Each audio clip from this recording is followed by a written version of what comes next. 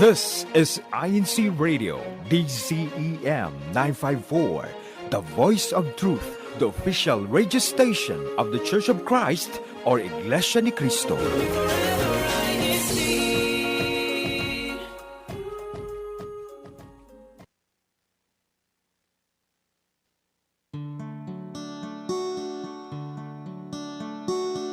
Don't be afraid to take the baby steps. It's another day, don't forget, 'cause just a prayer away. Don't give up now, trust the process and keep learning. And if you need a friend, we're in this together, together, together. We're in this together, together, together. We're in this together, together, together, together as a family in faith and melody.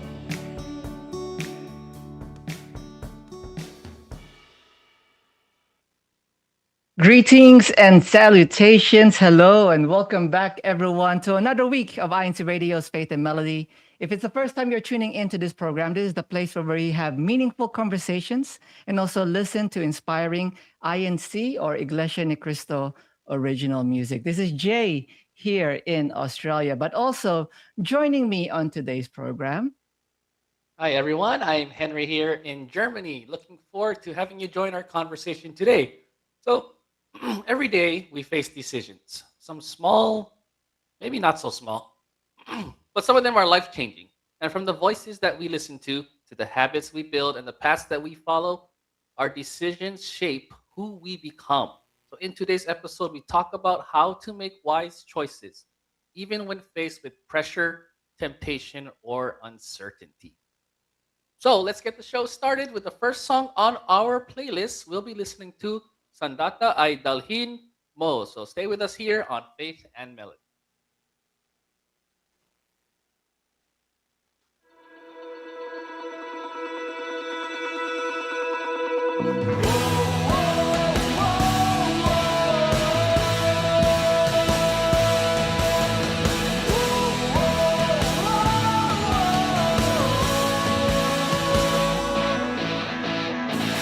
Maraming hadlang sa paglalakbay sa mundong nababalutan ng lumbay.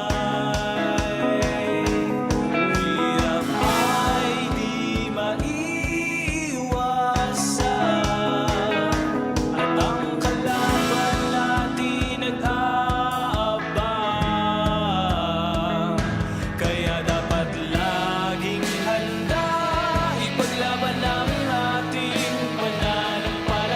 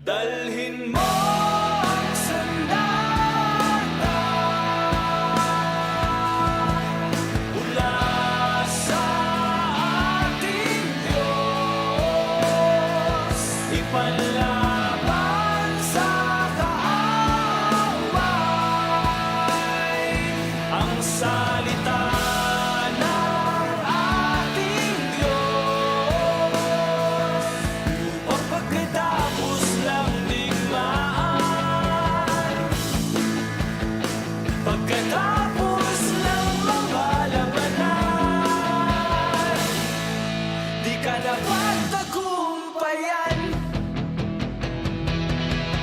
Tumawag sa Ama, magtiwala sa Kanya. Siyang tutulong sa'yo upang lahat ay makaya mo.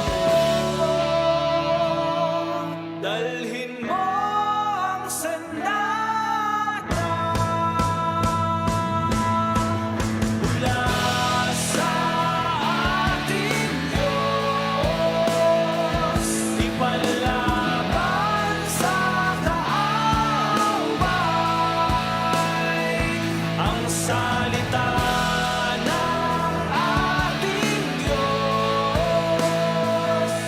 Upang pagkatapos ng digmaan, pagkatapos ng mga labanan, di ka na pagtagumpayan. Oh, oh, oh,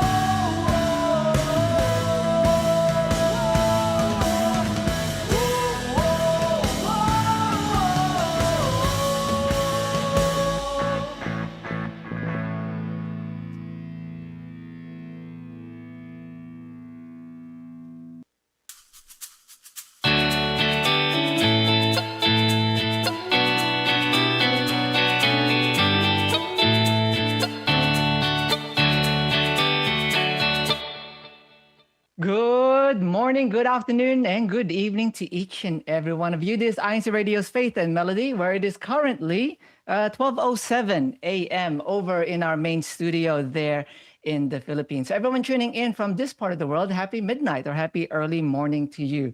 Later in the show, we're talking about the power of choices, how pressure can influence them, and how faith and prayer can guide us towards decisions that lead to a better path. That and more on today's topic discussion, this or that. But also joining us on the show today, we have our friends all the way from the District of Central Europe. So let's go ahead and give them a moment to introduce themselves. First, you've seen her a couple of times here on the show. We love having her here.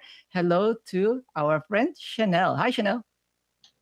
Hi, Jay. Hi, Henry. And hi, all of our listeners and viewers on our show today. Once again, I am Chanel from Central Europe, currently in Frankfurt. And I'm excited for our topic today, as well as for our other guest that I have brought with me on today's show. I can't wait for all of you to meet her.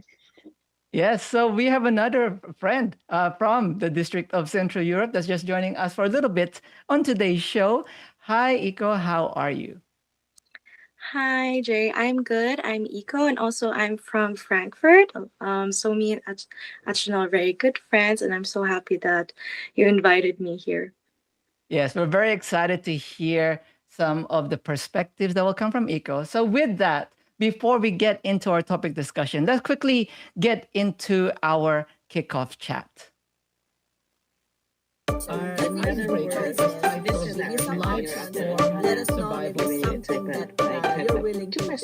Kickoff chat. So the question that we're asking for our kickoff chat today, just to get the brain juices flowing, what's the best decision that you've made recently? Whether that decision was from today or from this past week or so, what has been what you consider as the best decision that you have made? Let's go ahead and if you are tuning in live with us right now in our live chat, feel free to share with us one of those decisions that just made the week for you. But let's go hear from Chanel. Chanel, can you share with us a decision that you consider to be the best one you've made so far this week? Oh, yes, for sure. Actually, this was last week. I made the decision to really get serious into one of my favorite hobbies, which is writing. So I've started watching some videos on how to improve my writing. And I think the biggest thing that I needed to work on was consistency. So I have successfully been able to set a writing schedule, and I've been consistent with it for the past week and even till today. So I'm really happy. It boosted my confidence. So I can't wait to improve my writing.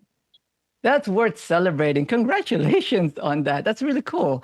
How about you, Iko? Is there something you can share with us on something, one of those best decisions you made for yourself? Well, it's not really big, but going to school consistently is always a good choice. Since I'm also on my final year, studying for exams. Of course, we have to keep it consistent and constantly studying. Make sure that we pass. Yeah, I think that's pretty much the best decision that I made this week. Love it, love it. So thank you for sharing those. But we've also got a few hellos there in our chat, right, Henry? So why don't we give a moment to say hello to our friends over in our live chat? Some familiar names that we're always seeing. First off, Eva Marie Krause, greetings from Central Europe. I love the broadcast that we had yesterday for Central Europe Connection, so thank you, Sister Eva, for that. Rad Kahayag, as we always see, hello, Faith and Melody, greetings from Livermore, Northeast California, with his answer to the question, lately to keep my morning workouts and daily logs going. So a habit or a choice is a constant a choice or a habit is a constant choice. So it's a good thing to keep that morning workout and logs going. Brother Jared Rumble, always happy to see him here. He says hi to everyone, Paul, watching from District of Northern Africa, local congregation of Awasi, extension Kibera, Kenya. Awesome. All over the world. I mean, it's amazing how far this show really reaches. To someone that looks very familiar to me, I think her name is Rachel Inocencio. Greetings to all our viewers from the District of Central Europe, locale of Heidelberg. And Mario Oka says, happy watching here in Philippines. Greetings from local of Brixtonville, District of Caloocan North. Back to you, Jay. So again, thank you. Well, we're really excited to get into our topic discussion. So what we're going to do, firstly, thank you to everyone that's been sending their greetings. If you are tuning in, continue to drop them there in our chat. We'll read them out throughout the show. But what we'll do, we'll wrap up our kickoff chat segment there. Thank you to everyone that participated. Again, that's been today's kickoff chat. Can we get a closing bumper, Kuya?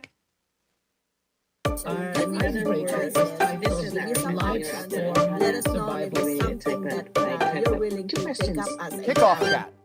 So we are eager to get into our conversation, and we are going straight to our song, More Than We Asked For. So please stay with us as we are about to begin our conversation here on Faith and Melody.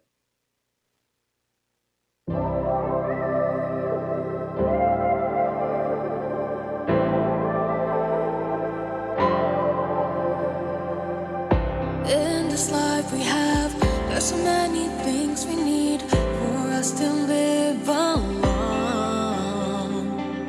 We're bound with the challenges, many cries from battles, yet He did not abandon us. These wounds from hardships, we thought we could no longer withstand. Through our prayers, He hears and answers us. Someday we will receive everything that we aspire. Our hope will never fade for the grace He has in store. Because once He answers us, He gives us more than we asked for.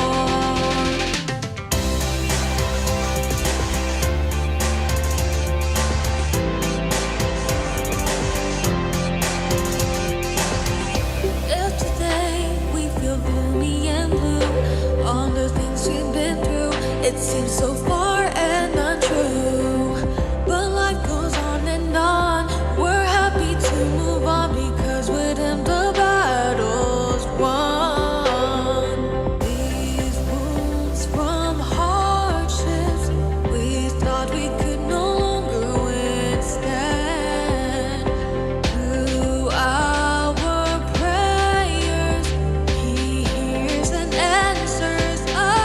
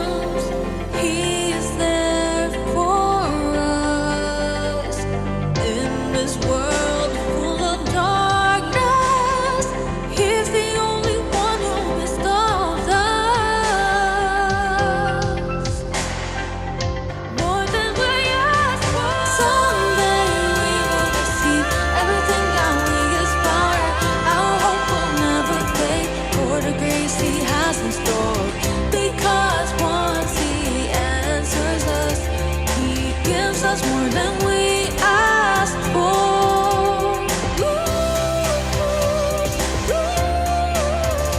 Oh, he gives us, yes, he gives us more than we asked for.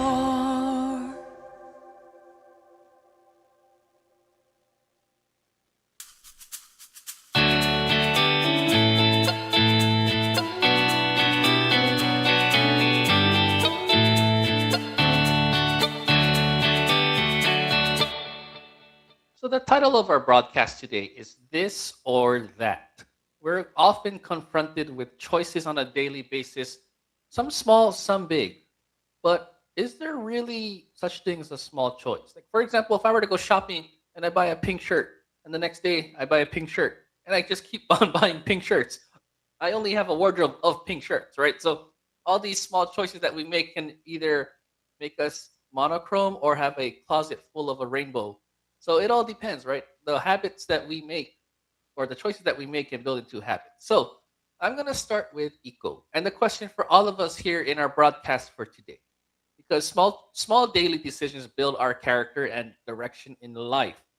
So eco, I ask you first, and to everyone here, do you think small choices can affect your future?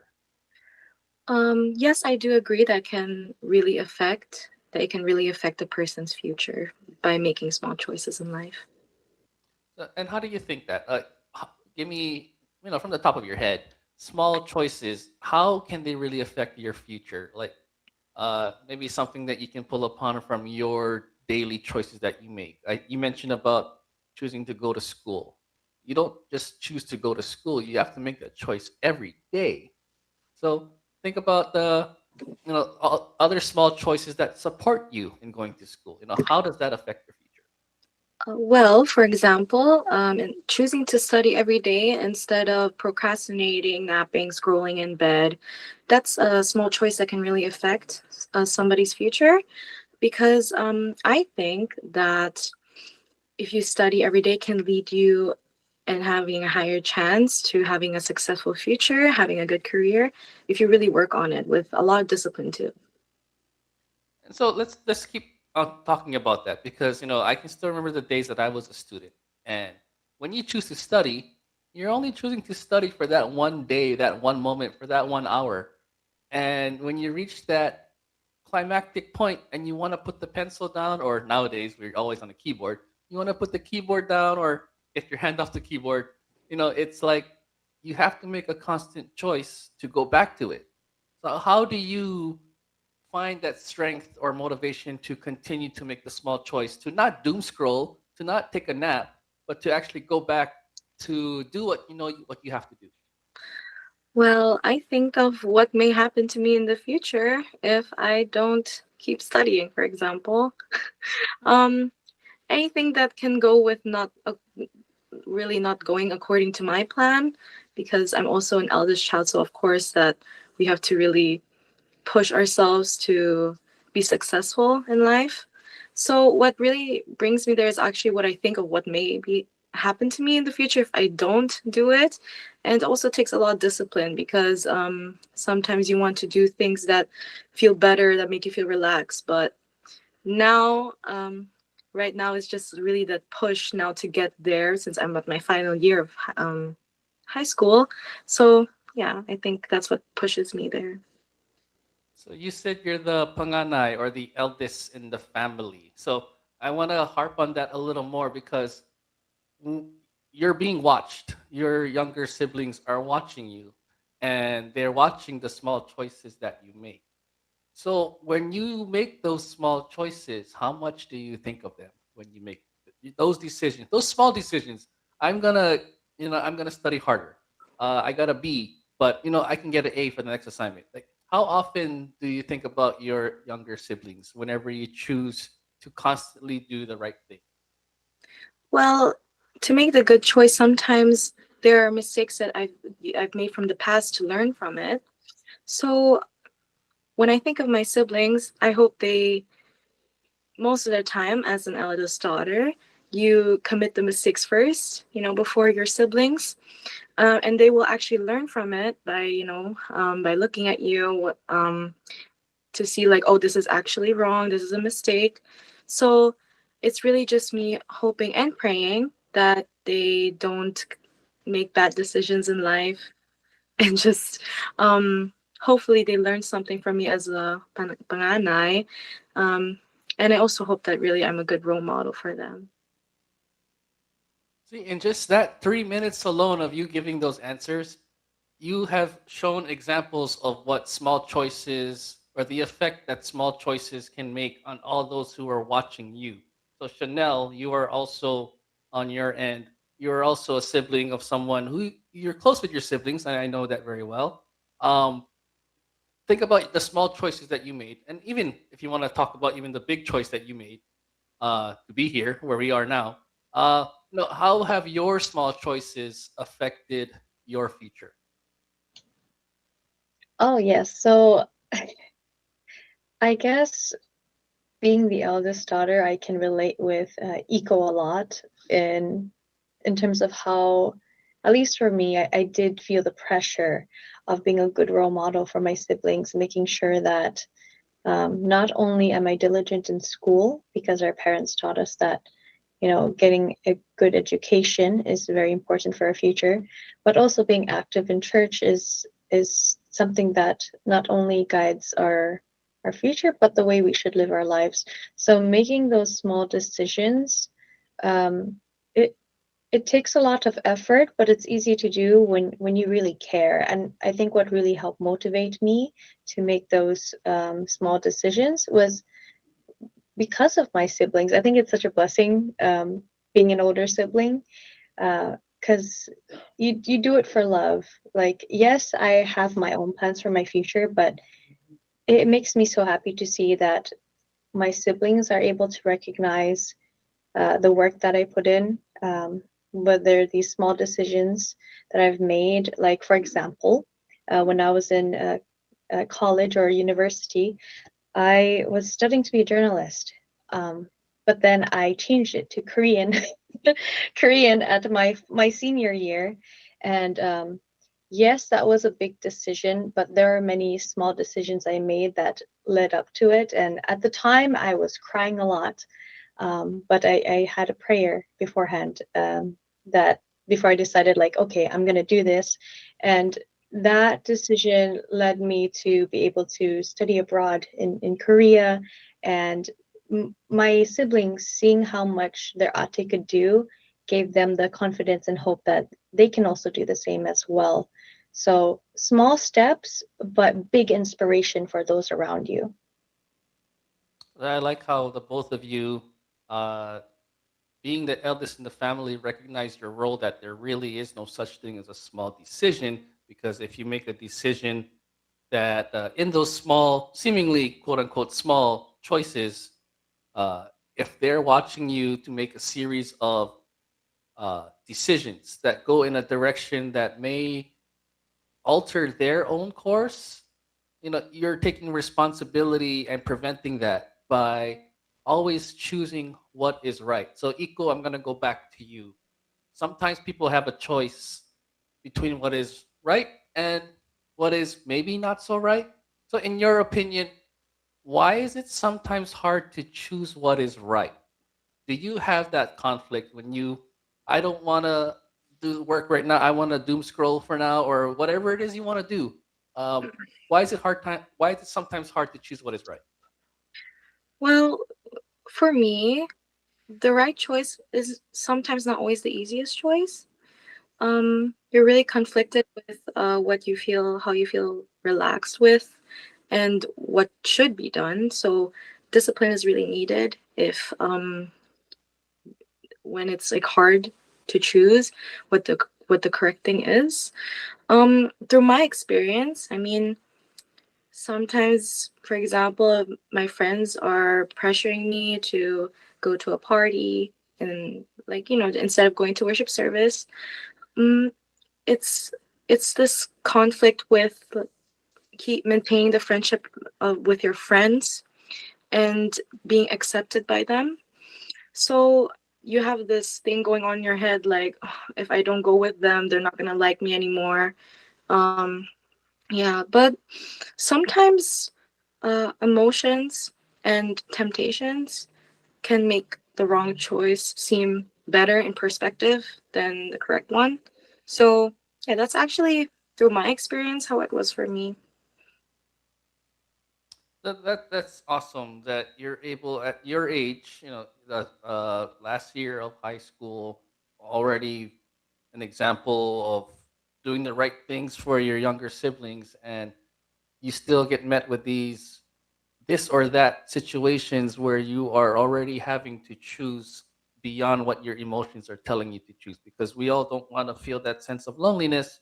We want to maintain whatever friendships that we have, but recognizing that as members of the Church of Christ, the value of the worship services and what it means to our faith, that you already know what the right thing to do is. So, Chanel, what can you say about your own experiences? You're at a latter stage of your life as compared to Eco here.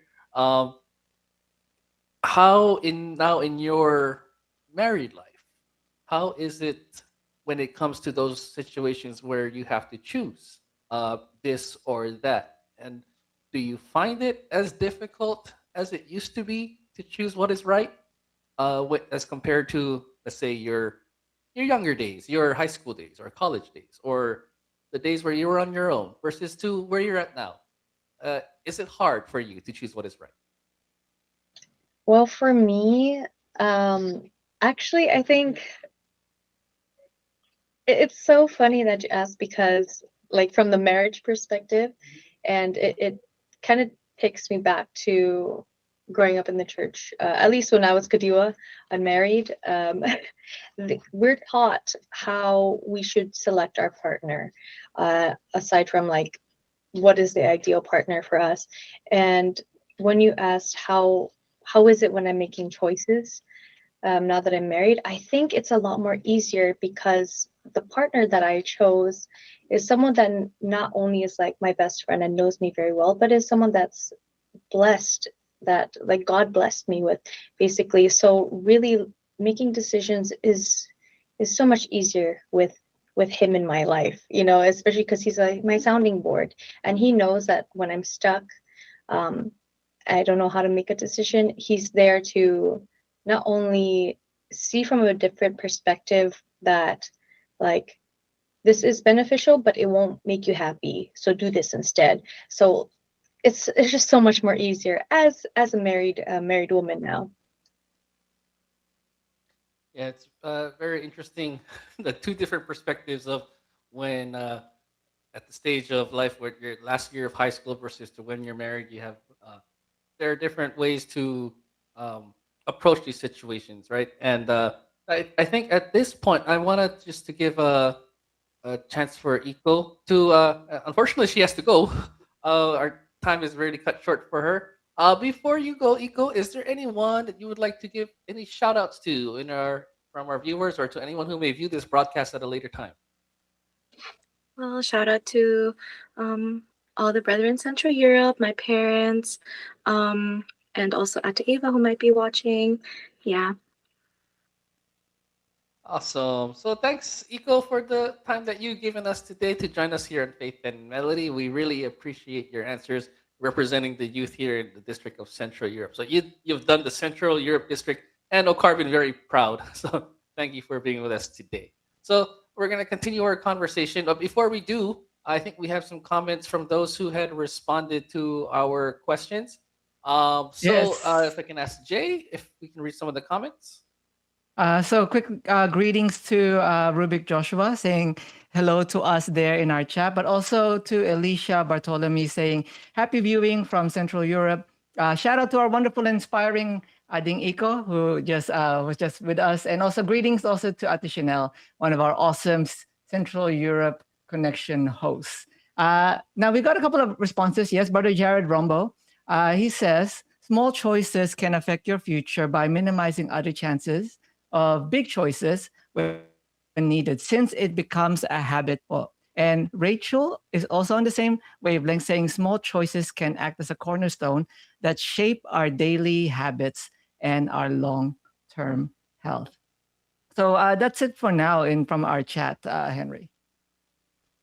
So awesome. Thank you for those who were answering. I see a quick comment there from Brother Jerry Rumble who just said, sometimes it's hard to choose what is right. It may be difficult to understand the right and wrong. And so we're going to be actually talking more specifically about that later in the conversation. There's a little spoiler warning. We don't want to get too deep into that because we're definitely going to go deeper into trying to understand what is right and wrong. Um, Actually, you know what? Let me chime in on that for a little bit, just so I can provide my own little answer. Because we have a nice age range on our broadcast today. We've had Eco here, who is just about to enter adulthood, and we have Chanel, who's entered married life, and we have me and Jay, who have been here uh, for about a decade or so with our married life. And I'm sure you know it on our other broadcasts. We on Tuesday, Wednesday, Thursday, we have different stages and different types of responses based on the experiences that we have. As I can speak for myself when I say when it comes to choosing what is right and wrong, some people are still figuring out what right and wrong is. Right? It's the unfortunate the unfortunate but also fortunate thing for the eldest child. They're gonna discover that first, and I'm gonna go to Chanel on this before we continue the conversation. But uh, the eldest gets to figure out what's right and wrong first, while the youngest, the bunso, like myself, we get to watch and we get to learn, and we get the fortunate Uh, you're advice saying, you're a bunso. You're the youngest. I am the bunso. I'm the youngest. So Oh, one of okay. the advantages that we have is we get to watch our eldest siblings go through life's challenges first. So Chanel, let's kind of stick on that aspect of the conversation. Being the one to go through all of these things first. Uh, whatever comments you can think of in going through that journey, because you're the one defining for yourself what is right and wrong. So uh, explain or describe your experiences finding out what is right and wrong, and how you are able to impart that wisdom to your siblings.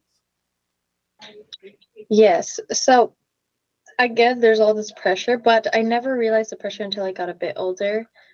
Fortunately, I had a best friend that guided me growing up and that kind of kept me in check with, I guess, my faith as well and how it aligned with the world because I was a social chameleon. Like I still am pretty much, but I can blend in with anybody. I can get along with everybody, and it was like no big deal. But there comes a point when being a social chameleon isn't the best, especially when the things that you're trying to blend into doesn't align with my values or my faith. And that was one of the biggest things I had to learn as the eldest child because yes, it's so nice to be the cool kid or especially to look cool to your older siblings and to your friends. Um, and so I had to face the decision like, like I had this toxic mindset when I was younger that like I need to experience it so that I know what it's really like and I can get it didn't make sense because again I was young and dumb, but like I thought that just doing certain things meant that I could gain the experience. However, it's it's like you don't need to taste poison in order to know it's poison kind of thing. So there are certain things that you shouldn't have to experience in life and it's better to stay away from. So I'm really grateful that my siblings were always I was pretty much safe throughout. Yeah, so it's good that you know, well, I won't say it's good, but as the bunso, you're watching your eldest uh, go through these situations, and we don't have to experience that. And as this kind of goes into to peer pressure because we get reminders from our elder siblings, and even in certain programs in school that talk about peer pressure and the potential negative influences that it can make. But also, peer pressure can sometimes be positive. But now let's ask the question to all of our viewers in chat now. When it comes to making your decisions, whether it's this or that. How does peer pressure influence your decision making? Does it influence your decision making? I know I'm like Chanel myself. I can be a social chameleon in certain circumstances of certain people, just to be able to communicate and to allow someone not to feel alone. I try to just kind of speak their language the best way, in the most proper way that I can. Uh, but sometimes when you get too deep, they also, depending on the people you talk to, they may want to pull you in to their side of the world, and then that can be a level of influence or pressure that maybe you did not foresee, and you would have probably taken a step back. When you have to make our bigger choices, sometimes we also get some advice, and some of those advices can lure us to go one way or another. Again, Chanel, you're a guest here, so we'll keep asking you, and then I'll ask Jay, because actually, me and Jay were about the same age. We kind of see things a little very similar. I want to ask Chanel first. How does peer pressure influence you nowadays? Whenever you have to make decisions. Well, unfortunately, peer pressure doesn't influence me anymore because I know who I am, and I have a better sense of what is right from wrong. I'm not saying I'm perfect, but um, the experiences that I've had in my life and the experiences that I've heard from stories of the people I look up to, like Jay and Henry, or at least the people who've come before me, has helped me figure out what path to avoid, and what path to stay on. Um, so I want to share an example from when I was working before I moved to Germany, and it was back when I was living in the district of Mountain States. Um, our coworkers would always have these holiday parties, and they would always try to bring me in. And as a member of the Church of Christ, I don't celebrate all those holidays, but they were quite persistent. And at the time, I didn't know how to deal with it. It was actually uncomfortable to tell them no, because they were so happy and they really wanted me to join, and I hated to disappoint people. That was a thing with me. But I also knew at the same time that this is something I shouldn't encourage, especially as someone who says that they're strong in faith, and I don't want to be a hypocrite. So um, really, I think just practicing being firm, and then knowing your boundaries, and when to say no. Um, that has helped me so much with dealing with peer pressure. And overall, I think the best advice I could give when it comes to making the right decision when it comes to peer pressure is just avoid putting yourself in the situation to begin with. And in the instance with my coworkers, I couldn't, because I was there. But there will come a time when you can't avoid it, and when it does happen, you really have to put your foot down. You really have to be strong on your boundaries. No, we keep coming back to the word boundaries, and I like that. Especially, this is where me and Jay, as when we are at our current stage of life, our boundaries are pretty defined, right, Jay? Like, peer pressure is, we may get advices from professionals on certain things, which we're going to talk about. But in terms of peer pressure into trying to do things maybe that aren't in alignment with what we with our beliefs or the things that we do. And nowadays, peer pressure, personally for me, uh, it's very easy for me to say no. But I can remember when I was younger, especially in my elementary school days, intermediate days, peer pressure was very strong. Uh, it was where you feel cornered sometimes, and you really don't know how strong you can push back. But when you start to push back, even at a young age, you realize, hey, I this feels good, because you're starting to set your boundaries, and people are actually starting to respect your boundaries. And even at a young age, your faith can be defined. you can start to define your faith and start uh, learning that we have to please our Almighty God first at all times. And it's the younger that you can do it, the more confident you get as you grow up that these are my religious beliefs, these are my spiritual beliefs.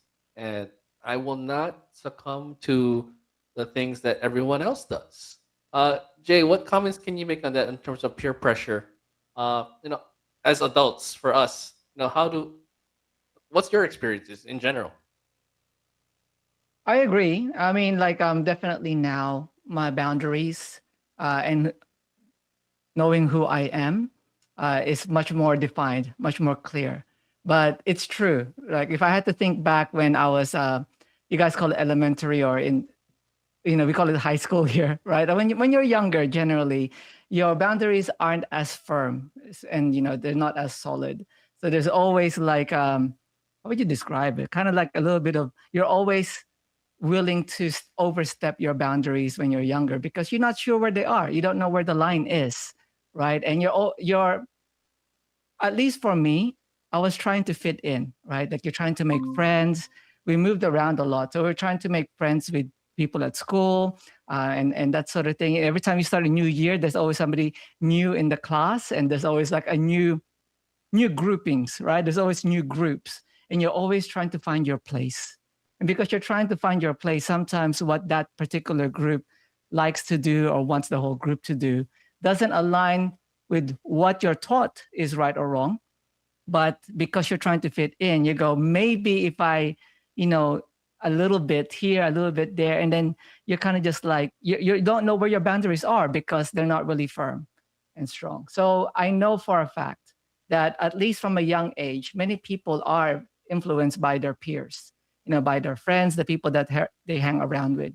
They always say, that saying that if you tell me who your friends are, I can tell you the type of person that you are, because generally their habits and their choices, it kind of rubs off on us, right?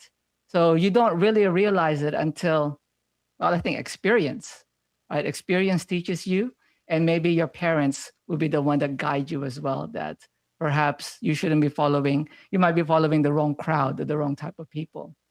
But there's definitely a thing there with peer pressure. Actually, from our Ohana, our live chat, we've got a couple of responses regarding that, Henry.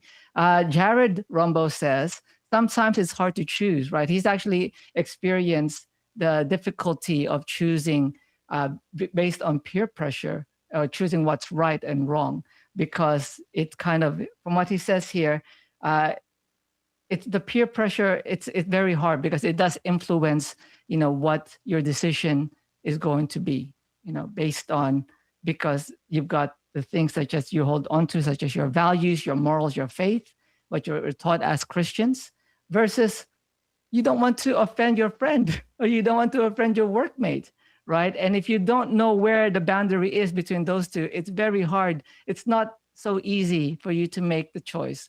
Whereas as you live life a little bit longer, and those boundaries become more stronger, right, Henry? Rod also shares here, small choices do affect your future because it's still a choice that can have a ripple effect. Like when you throw a tiny little pebble in a calm body of water, you can see the ripple effect. Choosing the right thing can be difficult sometimes because sometimes we are set with what we want, of the expectations we want from the choice that we want. Peer pressure can affect our decisions because we are human, but if we have deep, strong values, we won't be swayed. So that's very true, right? When you're younger, those values are still developing. You're still learning them, and you haven't really applied them in life, right? You've learned the theory, you haven't actually done the application part. You haven't had to rely on it yet when you're younger. But at least maybe a decade later, or like more in our particular age group, right, Henry? You go through enough challenges and enough stuff, and you have to go through enough conflicts with other people. And you realize that the most important thing is to do the right thing. And we know that the right thing is what God wants, right? So that in that particular part, it's very set already. So if what our friends and our peers are kind of like enticing us to try and do, right? As long as it doesn't overlap with what our morals and our values are as a Christian, right? The life that we're trying to live, then it's generally, we won't get affected or influenced by those choices easily. That's what I've experienced, at least when it comes to decision making, Henry.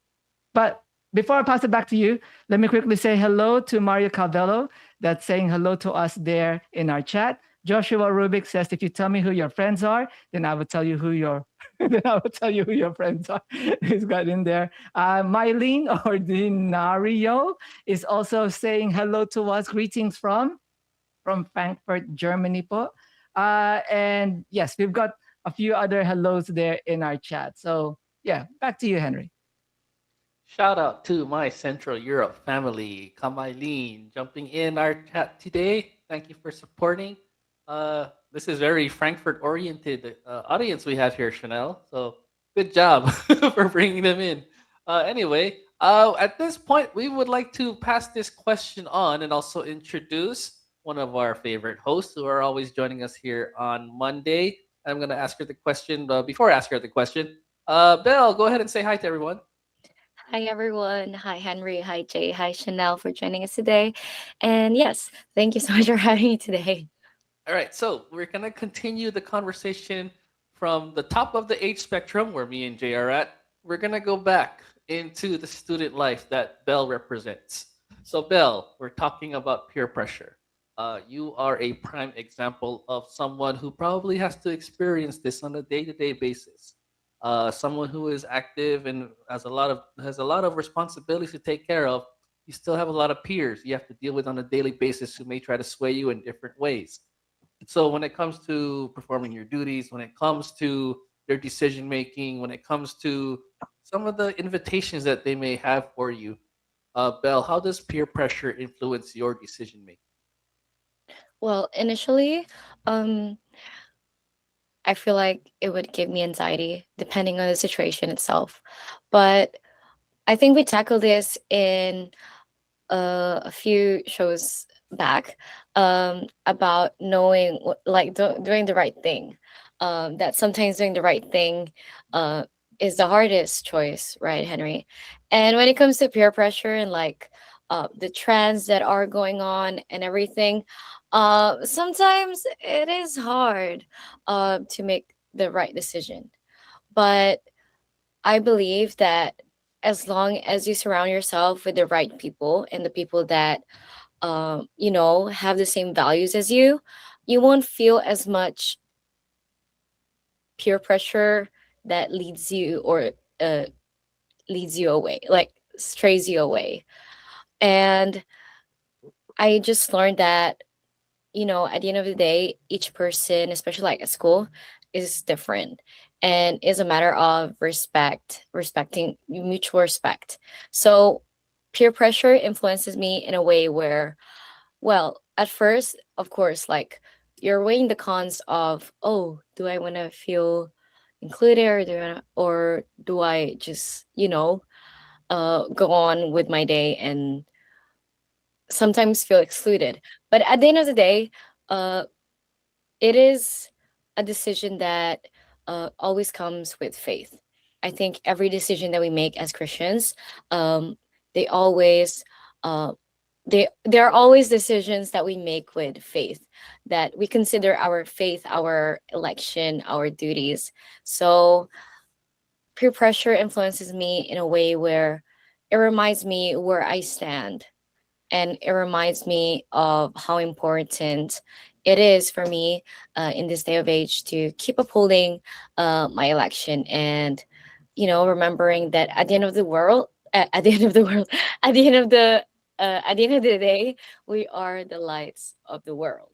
So we should also, like, we should be the good influence on our peers as well, Henry. Yeah, it's funny that nowadays we have a lot of influencers out there that, for me, there's some of them are my age, some of them are describing expectations of where to be at a certain point in life, that these certain choices that you have to make or we all have to make will provide us a certain level of happiness, a certain level of wealth, a certain level of ownership, entrepreneurship, or the ability to define what is success. Influence comes in many forms. Peer pressure comes in many forms, and nowadays it's become very prominent on social media.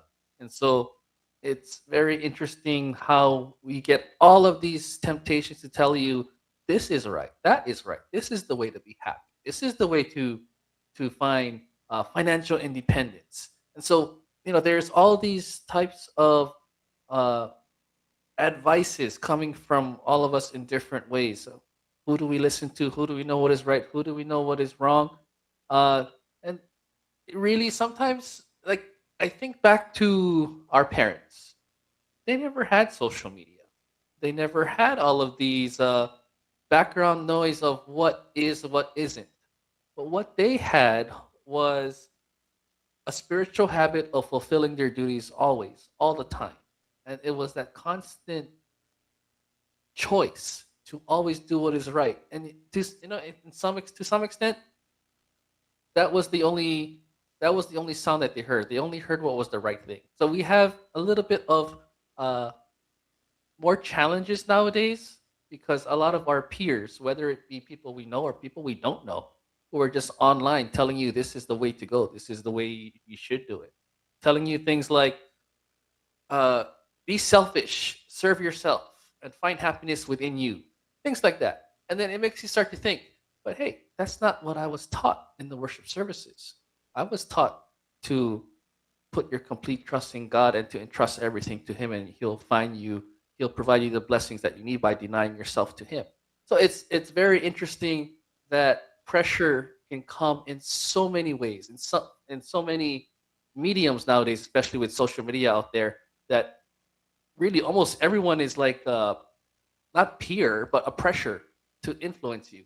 It could lead you to what is right. It could lead you to what is wrong. So our next question is sometimes uh, the consequence of our choices will be pretty impactful, if that's the right word. So when it comes to the choices that we make, this is a question we're asking to all of us here and to all of us who are in our chat.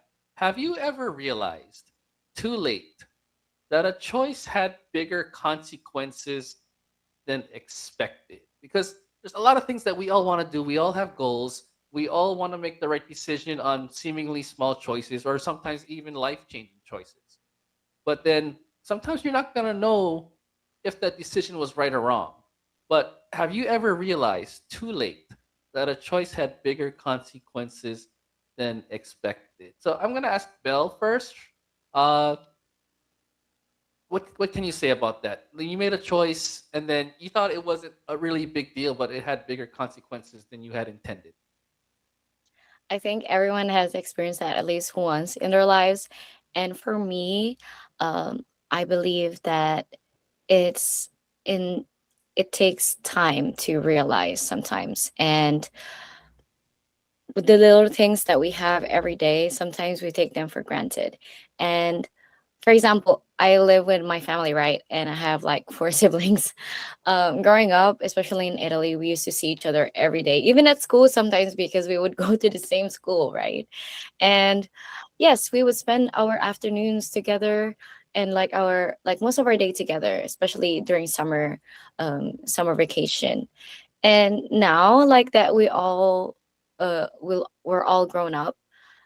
We don't see each other as much, and our schedules are quite different, except from our church schedules, of course. Um, we have different schedules that sometimes I don't see them for like 1 or 2 days, and I just see them in church or I see them at night before going to sleep. So I believe that in making a choice or taking action on something and having to bear the consequences later on is a natural thing. It's a human thing. And when it comes with my siblings, it's not that maybe I didn't realize that those were the the good old days. And I believe that cherishing every moment or cherishing what you have will help you to appreciate where you're at, and what you do as well. And when it comes to like making decisions itself and like regretting it right after, uh, there's also resolution in that, because at least you still learned from that decision that you made, that mistake that happened, or that failure, and you can still like keep moving forward from that consequence, I believe, Henry. But what about Chanel? I believe that you're also you're also new in embarking like your married life, right? Or you're like in your first year? Oh, yes. So I'm still quite learning a lot about, at least in my stage of life, it's only been like a year of marriage. But as far as consequences, there wasn't much between my husband and I per se. But I guess the the consequence or the effect of moving to a new country away from my family after living with them for 28 years of my entire life. Um, that was such a hard decision for both my husband and I to do, because we're young. We had choice. We had freedom of choice, but we could have lived with my parents in America, or we could have moved out to Germany. But for us, the best choice was to live in Germany, which I have no regrets to this day. However, um, what I learned as a wife was cooking. It seems so simple, but I didn't cook so much when I was living with my parents because my dad was the cook of the house. And before I could even think about cooking, there was already food on the table. And that's such a huge blessing. And I'm not complaining about it at all. However, like as a married woman now, that's a new skill I had to learn. And that was something that I learned when I was, back home with my parents. So yes, I am a consequence of that is, my husband um will have to figure out if dinner will be tasty or life threatening. But either way, he is more than happy to support me. But again, um, you need to learn. Consequences are there for you to grow and to learn from. If you don't learn from them, then you take the risk of maybe making that same mistake again. You need that pain, you need that consequence in order to improve yourself. There's a certain level of balance, I think, when you don't choose the right thing. For me, I had a problem of staying up way too late as a child, as a teenager, uh, trying to. I think they call it. Um, what is the word? When your day is so busy that you try to make up the most of your time in the after hours to call it your time. I think it's like revenge insomnia. Um, I had that since high school. And so I still carry that on to this day because I used to work as a student from high school through college. And at one point, I had two jobs as a full time student, part time job, and a full time job. And then I had time to myself. And then I would just want to eat up that time because it was my time. And I wanted to use that time to do whatever it is I wanted to do, play video games or whatnot, or watch a show.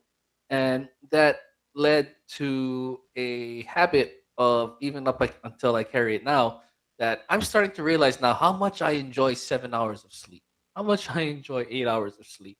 And so the consequences of those choices as a teenager is definitely has affected me in my adulthood. But I'm trying to go back to it. Um, and I like how we had, as we close our conversation for the first part of our topic conversation, Sister Iko, who was with us earlier, basically mentioned that she has to constantly make the right choice all the time to get back to her studies. It's her last year of her studies. It's her last time to show to her younger siblings what the right thing to do is on a constant basis. And it's not hard. Sorry, it's not easy to always make that choice, to always go back to our studies, to always go back to do the right thing. But when you have others who are watching you, who look up to you, who are looking for direction, who need that guidance, they look to their elder sibling. Jay, I think you're the eldest sibling, if I'm not mistaken. Maybe you can close off with a comment on that. when you're the eldest sibling and you have to constantly make those small choices over and over again, you know, and the consequences, consequence has a negative connotation to it. So the results to making those bigger decisions can sometimes be bigger than expected. How, from your perspective, being the eldest child, you know, how do you see the results of the choices, be it small choices or big choices? You know, seeing the aftermath of all the choices that you made, how much of an impact has that made, do you think, to all those who are watching you? I think it's just like what this question is that we're asking, like realizing a little bit too late that there was a bigger consequence of that. Yes, I am the eldest in my family or my siblings. There's three of us in total. And maybe I can say that when I was younger, I didn't really care as much how I influenced the consequences or the results of my actions and how it impact on my younger siblings until my parents pulled me aside and had a talk, had a stern talk with me just to let me know, right? So it's kind of like the whole experience of realizing that there are people looking up to you, right? You don't even have to have siblings to realize it. So for those out there who are maybe solo or what's the word, like single child, right? It's you probably won't get that talk where it's like, oh, this, because you don't have a brother or a sister that's looking up to you, right? But we have people that are looking up to us. I'm sure there are friends that we know of that are, they look up to us and they admire what we do. And sometimes the habits that we, the habits and the things that we end up doing around them rubs off on them as well, and they pick it up, especially if they're younger than us, right? So those little things that you think won't matter too much, kind of like, especially as a parent now, right, Henry? And for all the other parents out there, we realize the importance of the example that we set, right? The example, but also the environment. Because we have a daughter, she's 8 years old, and she picks up on a lot of things that Jem and I, especially when she was a lot younger, she picks up on our energy. If Jem and I are having a disagreement, she picks up on that. Like people around you pick up on the vibes and the energy, and they pick up on the habits and the actions and the words that you use and how you treat other people. They may not know what it means. They may not be able to express it in words, but they can pick up on it, right? So you want to make sure that you're setting the best example. So that's, I think, one way to realize that what you do has a much bigger consequence. It may not directly affect your future, but it'll directly affect the people that you love or the people that's around you or your closest friends. So those are the main things that that's come out of that. You know, one thing that Belle was when Belle was talking earlier, she also mentioned one thing that came to mind when she was speaking and sharing her part is that we realize that when it comes to peer pressure and our friends and the people that we're trying to please, especially when we're younger, like, why are we trying to please other people, right? When I was younger, I didn't really think about it that much. It's just that I wanted to be their friend. I wanted to hang out with them. I wanted them to think I was cool. I wanted to be part of the in crowd, right? But you don't realize until you're much older, maybe a few years older. And for those who are younger that might be listening, you got to realize that when it comes to people's values, if they don't share the same values as you, that's probably a reason why their habits are different from yours, right? If they don't share the same morals or the same beliefs that you have, the same faith that you have, that's probably why they do certain things and they try to influence you to join them. And if your boundaries aren't set, if your own values and morals aren't set in stone within you, it's very easy for you to be swayed, right? End up doing a small thing. It's like, oh, okay, I'll just join this activity, or I'll just try that, or whatever. You don't realize that the habit starts to get formed, and it might start changing your beliefs. It might start changing your values. So even those little things can really have a big impact, and you won't realize it until you're much later down the track. Kind of like gaining weight, right? Like one piece of cake is not something that's going to show up the next day or even the next week, but over time, eating that. There was actually one time, this is actually pretty bad if I share this, but I used to have ice cream every single meal, like breakfast, lunch, and dinner. I would always eat ice cream. just a little scoop of ice cream. It's like, how bad could it be?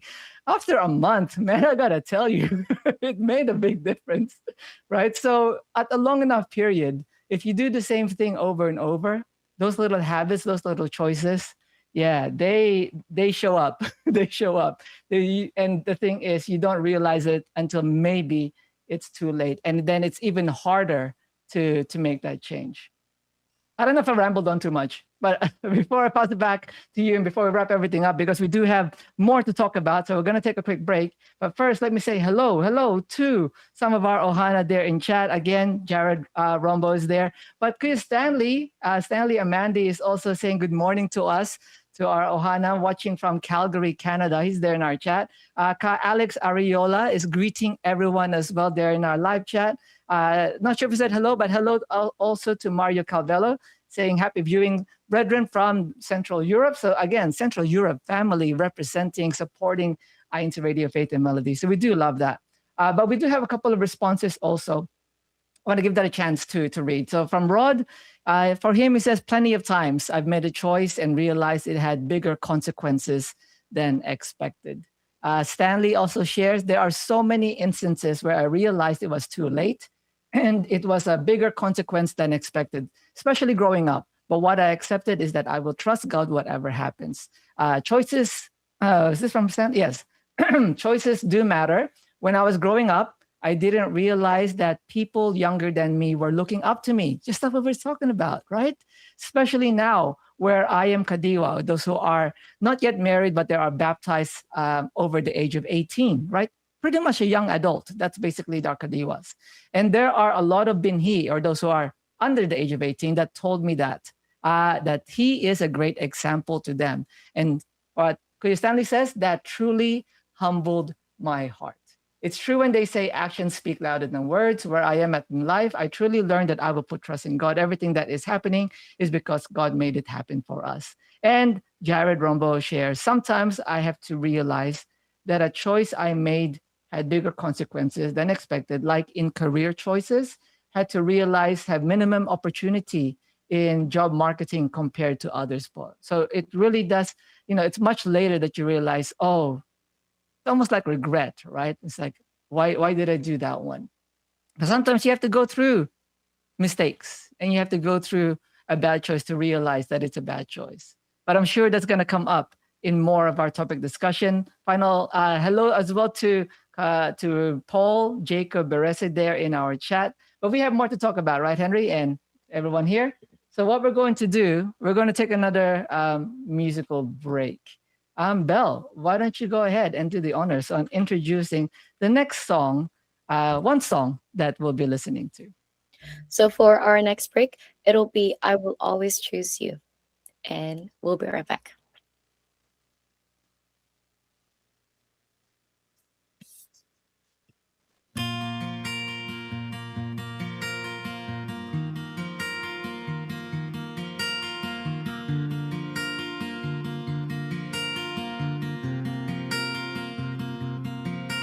It has always been you and you alone. You lead my life, you mold my heart. I owe everything I have to you. Here I am, my God, I'm forever yours. Oh, I've never been all alone. You are my guide, you hear my prayers. You're my everything, you're all I need. Come on, may my God, I'm forever yours. So when problems are around me, and when temptations surround me, and when I'm out there facing choices, I'll stand my ground. When that very moment comes, when I have to choose, this I promise, I will always always choose you, Lord God. Ooh. Hey, what have I done to deserve your love? There were many times when I had failed you. My broken heart was filled with regret and shame. Thank you for your mercy, Lord, and your unfailing love. So when problems are around me, and when temptations surround me, and when I'm out there facing choices, I'll stand my ground. When that very moment comes, when I have to choose, this I promise, I will always choose you, Lord God.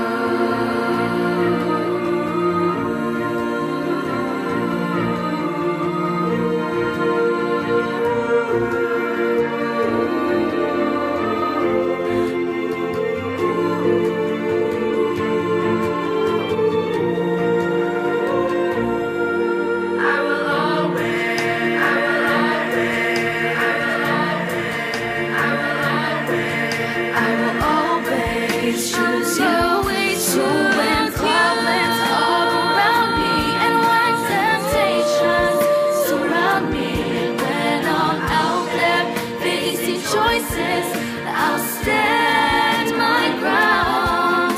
When that very moment comes, then I have to choose.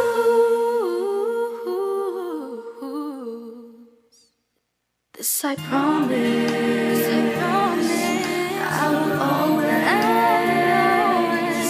I will always choose you, Lord God.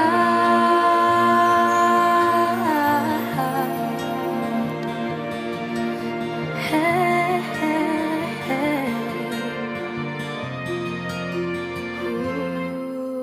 ooh.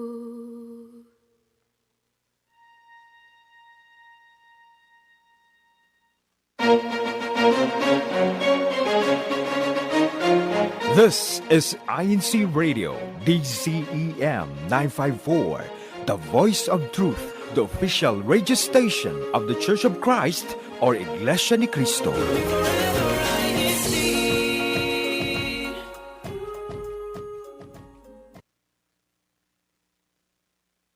Hi, sweetheart. Hi, Mom. Homework? Kind of. It's a school project, and you have to present someone from LA we admire. Celebrity time. Who's it gonna be? Actor, athlete? You. Cool. Yeah. You work hard. You help out with everything around the house. You never complain. You just do what's right, even when no one's watching. I don't know what to say. You don't have to. Just don't make me redo my project. The world may celebrate stars, but the ones who shine brightest are not on screen. They're family. A message from INCRadio Los Angeles.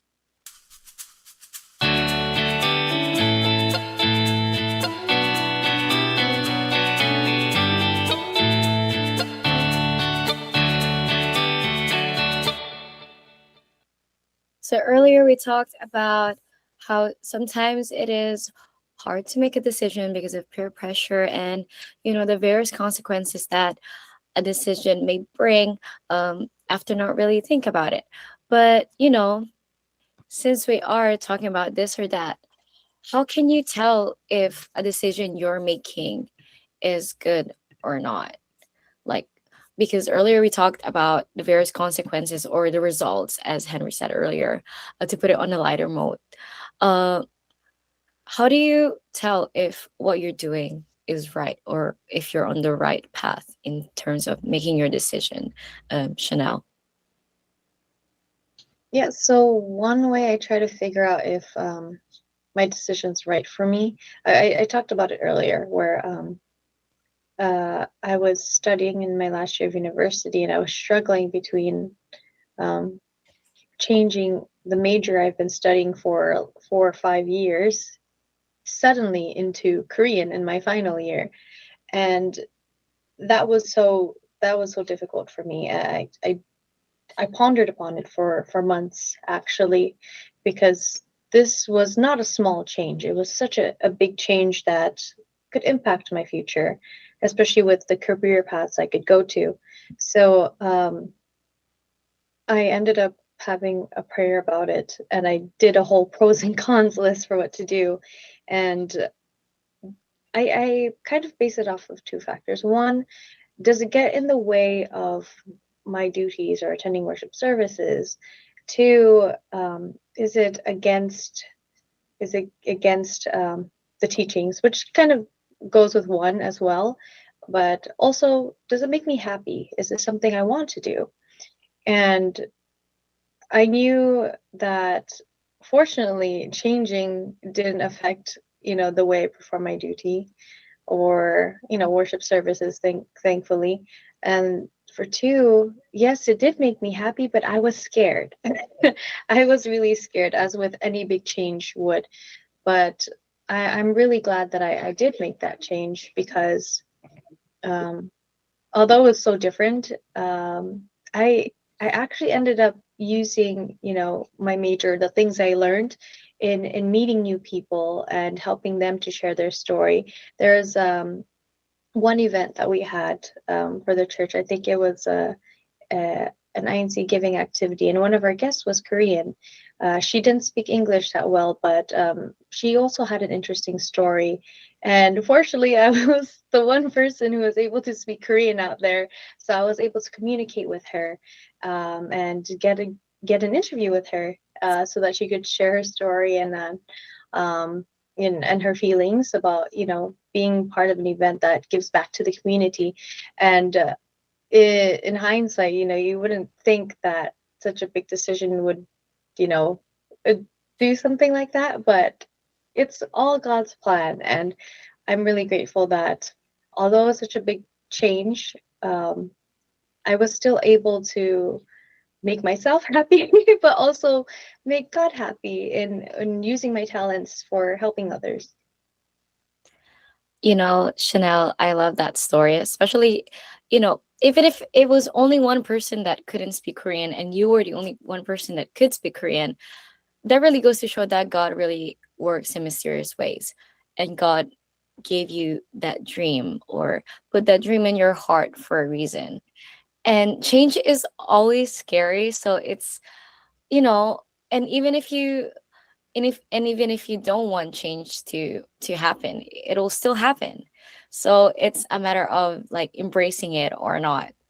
And that's such an inspiring story because even if it's only one person that reaches um feels God, especially during a worship service or an activity, a church activity, that is still like one person that gets closer to God, right? So it is really inspiring and even and even motivating to do more, right, Chanel? But with that said, what about you, Henry? Like, what's your thoughts onto making a on realizing if a decision is good or not? So, I mean, when it comes to good and bad decisions, it really depends on what's at cost. What are you giving up when you choose to do something? Because every time you make a decision, you are having to neglect something else. If you have a choice between A, B, C, or D, and you choose A, you're neglecting B, C, and D. For example, the time that you spend on every Friday night as a teenager. We often, as young ones, we would like to have fun with our friends and go out and enjoy our youth. And spend a lot of that time to explore what it means to be young and to just kind of see what your limits are. But when you choose every Friday night, every Saturday night to go spend time with your friends, who are you not spending time with? You're not spending time with your parents. You're not spending time with your sibling. You're not spending time maybe for other activities that maybe require or really would benefit with your attendance to be there, your efforts, your talent, your strengths, because we are choosing ourselves for that moment in time. Um, is it right? Is it wrong? That's not for me to say. That's not for any of us to say. But just to know and to recognize that when we choose one thing, we are not choosing the others. I think sometimes we forget that when you make a choice, you are choosing something that maybe is within you that you're trying to satisfy. You're trying to find a happiness maybe you haven't had for a long time. You're choosing yourself to uh, to satisfy someone else maybe, or you're choosing that particular decision because maybe you feel you deserve it and you haven't had that for a while, or you've done enough good things and you feel that you should place your time in that uh, to reward yourself. So there's a lot of things that can point your decision, but for me, when it comes to decisions, especially at this point in time of my life, the decisions I make need to better my family, need to better our living situation, ultimately bring me closer to God. So these are the things that sustain my spiritual well-being, my level of peace, my level of sanity, my financial stability and security. As a college graduate with a first job, I would be eager to buy the latest video games, latest toys. Was that a good or bad decision? I don't know, but will I make those decisions as a parent of children who have needs? I cannot make those decisions anymore. So it really depends. A decision is good or bad based on what your circumstance is, and if it's providing the needs for who needs certain things, especially for a family, but also your spiritual well-being. As long as that's not neglected, I think those are good decisions because it brings you closer to God. Yes, and I love that it's been mentioned that God is always um, the first in our lives, the number one priority when it comes to making decisions as well and putting God into consideration. And with that said, as Christians, what role does prayer play before making a big decision, Jay? Before I answer that, I just want to quickly give the mic over to our live chat because they've been sharing a lot of good words here as well in our discussion. Rod shared an acronym earlier, peer pressure, since we were talking about peer pressure. His acronym for that: pleasing enough, expecting results, proving rough experiences, strengthens self uniquely, righteously enduring. And he also shares in this discussion part, if a decision that is made that is if a decision that is made that is in line with my values as a member of the Church of Christ, then it's a good decision. And Rod adds, let's always try to make a decision that will make God happy. And Kuya Stan also shared a few words here for us. He says, you can tell if a decision is good or not if this decision aligns with our values. Just like what Ate Chanel said, does this affect to our Almighty God? Does this align with our Christian values? You will be amazed on what God can do to us. There was a time where I had to choose between my faith and my work. For me, it was an easy decision. I choose faith over my work because I know that God will guide me to choose the right path. And he also adds there are times that we can feel uncertainty, but one thing is for certain is that God will be there with you on every step of our journey. I love those insights. I love that, that thought and that belief as well that we all share. And Jared also shares with us here, uh, telling if a decision is good or not, it has to correspond with the teachings taught to me in the worship service.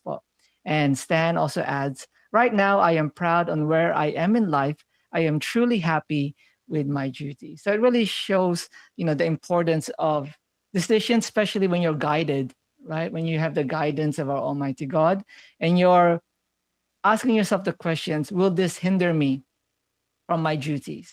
Will this hinder me from my calling? Will this hinder me from my obligation to be able to connect with God and to fulfill the kind of life that we're supposed to be holding as Christians, especially with everything that's going on in this world, right? So, with your question, Belle, in this part, what role? Sorry, what was the question that you asked again? Um, I love that I love everything that's been shared so far and about God being put first in each decision we make. So, how does prayer play before making a big decision for you, Oh, Jay? that's it. That's it. Prayer. Prayer is very, very important when it comes to, especially when you are uncertain. There are still times that I thought that I have been prepared for, but it will come up and I still don't know what to do, right? It happens. It happens. And generally, overall, one of the things that we do, especially every day, right? We're always praying all the time and we're always praying for guidance. But I think the important thing that was taught to me, especially with certain ministers from the church and also from my parents, is that you should be specific as well. Don't be afraid to be specific with your prayer and what you're asking for. Because in general, we might ask for knowledge, ask for guidance. But if there's something in particular, whether it's your work, whether it's finding a partner in life, whether it's making a decision together as a family, right? Pray together and pray for it specifically. Bring it to God specifically for that prayer. Even if that whole prayer is just for that particular choice that's been presented to you. Maybe it's an opportunity that someone has given you. Maybe at work that's given you an opportunity. And they said, oh, is this the right choice for me to take up this work? Right? One of the things that I was taught is that if you're not sure, if it's uncertain, have a devotional prayer for it. And for those who are listening who aren't aware of what devotional prayer is, it's like your appointment with God. You set your appointment that at this day, at this time, every single day, for like a month, a week, whatever it might be in your discretion, that you will meet with God and you will pray to Him, asking Him for this particular situation that you are facing, right? Specifically for that. And that's what devotional prayers are. Without something that becomes instilled in us as Church of Christ members, even from a young age, when we're preparing for a special occasion, right? For anything, we hold a devotional prayer for that one thing, right? There's so much things that we can pray for and thank God for and ask for, but we just do it for that one thing. And I think that should roll over in our own personal life as well, the importance of prayer, because it gives you that pause, right? To be able to communicate with God. And then like, if you do it and you're devoted to that devotional prayer, you'll get the clarity that you're seeking for, right? You'll get the response that you need. It might come in the form of a worship service. It might come from words from someone that that's important in your life, but you'll get that. You just have to ask for it. Yeah. So that's my one, Bell. Thank you so much for that, Jay. It really goes to show that once you put God first in your life, everything else will always, follow through. And I love that you mentioned about an appointment with God because it is, that means you're getting closer to Him, and you feel more at peace because prayer really does bring peace in our lives when we're consistent. But what about you, Chanel? Is there anything that you would like to add up to what's been mentioned? I think really it's just once you figure out who you are, and you really align yourself with the values that you have, especially with the lessons that have been taught in the worship services, they are so timely. I think recently we talked about the roles of a parent, especially the roles of a child. The main point of the lessons in the worship services are to guide us in that right direction. And if you really listen, they can easily apply to every and any situation that you have in your life, whether it be making friends, deciding where to go to for school, or even trying to find a partner. You can easily find your answers right in the worship services. And prayer is will always be a healthy supplement. Like, if you have to ask if this is like a good thing or a bad decision, pray on it, and the answer, God will give you the answers in the end. Mm. I love that, Chanel. It's true because at the end of the day, everything that comes, everything that we have in our lives, really comes from God.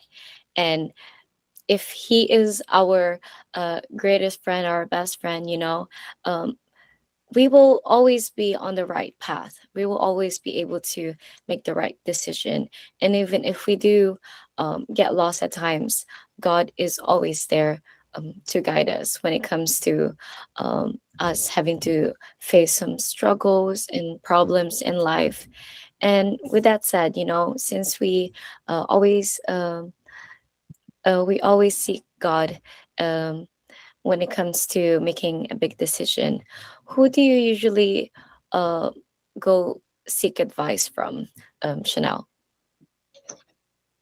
Aside from God overall, I'm I go to the friends that He has blessed me with, and it, I say that with a kind of laughing, only because there was a time when I moved that I really prayed to God for friends. Like, I asked Him, please give me good friends that will not only bring me closer to you, but will also keep me on the right track.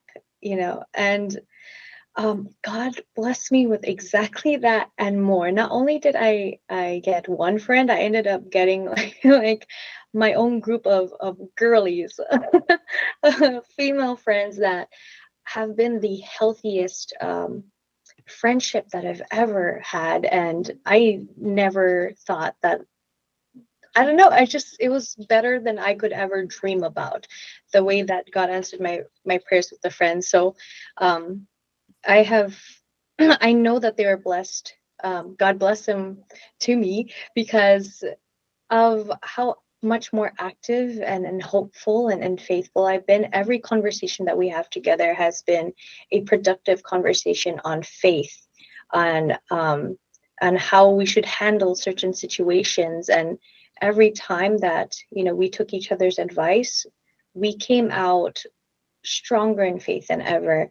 And I'm just really glad that they're still in my life to this day. And I still consult with them. I still talk with them. So just knowing that I have friends that, when you think about it, they're sometimes they're even more faithful than me. Like, sometimes where we have our lows and we can't see past a certain perspective, they are there to provide a hopeful perspective, another way out. And through them, God has worked, his way into our lives, into making sure that we take the right path. And I love that you really prayed about your friends because God really puts people in your life for a reason, right? And when it comes to having such a good group of friends and girlies, as you mentioned, uh, it it makes you more, it resonates more with yourself as well. Like, how do you call it, it's like when you try to find your inner child, and you feel more at peace, and you feel more confident, and you're glowing as well. The right people will always make you feel like you're always worth it, right, Chanel? And with that said, before we move on to another person, I would like to read out some comments there in our team live chat because I really like, they were really inspiring insights. Here, Mari Calvel said, prayer invites God's wisdom into the process, allowing individuals to see beyond their own limited understanding. And Stanley said here, prayer is truly powerful. I remember I was asking our Almighty God to grant me a duty that I will be stronger in my faith, and God granted that. I now truly am a choir member and TSB officer. Just started performing choir since last year, and and for that I am truly happy. And congrats to that, Stanley. We are really happy for you. And Jared Rambo said here, devoting to prayers, making before making a big decision helps by completely relying on what God can do in my life. And John Rubik said here, prayer is everything. Even before starting devotional prayer, I already felt God tug my heart to return to an office. I am very grateful He has answered my prayers. And thank you, everyone who was able to share such great stories and experiences as well. And uh, with that said, how do you stay firm when others choose differently? We mentioned earlier about peer pressure, right? So how do we stay firm when it comes to that, Jay? For me in particular, at this particular age in my life, I don't really I'm not too bothered about what other people think because I know me. I know what is important, what values I hold on to, the morals that's important to me, and that's basically our duties, our calling as Christians, as Church of Christ members. So when other people choose differently, as long as I'm choosing what God wants, then I'm not too bothered by it, right? You can't control what other people say. So as long as you are practicing integrity as well, that even though you may be at work, right? At work, perhaps you're the only Christian there.